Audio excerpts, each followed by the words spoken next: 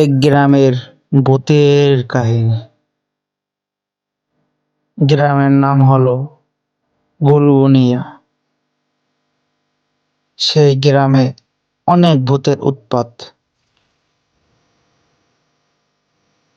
গ্রামে শহর থেকে দুটো ছেলে এসেছে, একজনের নাম হাবু আর একজনের নাম মিজানুর। তো তারা আলাপ করতে আছে, গ্রামে এসে বলতেছে গ্রামটা অনেক সুন্দর, এই গ্রামে অনেকদিন থাকবো, ঘুরবো ফিরবো। তাদের পিছে তাদের ঠাকুরদা বসে আছে, তারা এই আলাপ আলোচনা করতেছে।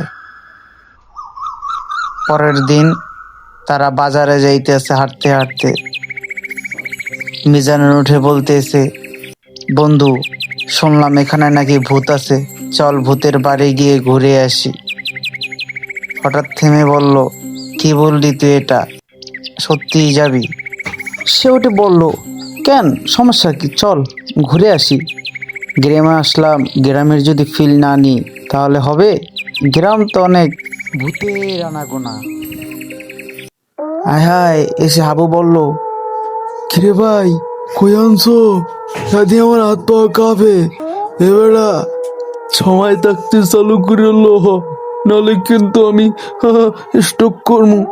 মিজানুর উঠে বলল, ভয় পাইস না, আমি তো আছি। তারপর আর সামনে আগাইতে আছে। এ ভাই আস্তে আস্তে লহ, নাহলে কিন্তু ভয় লাগে।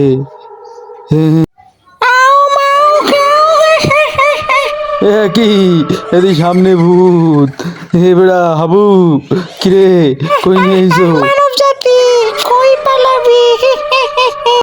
মিজানুর বলল, আপন প্রাণ বাঁচা। ওরে বাবা, আপন প্রাণ বাঁচা। আমি বাঁচলে আমার নাম, আমি বাঁচলে আমার বাপের নাম। আব্বা বাঁচাও, আব্বা আব্বা আব্বা আব্বা আব্বা, আমি শেষ। আমি আর এই গ্রামে আমো না।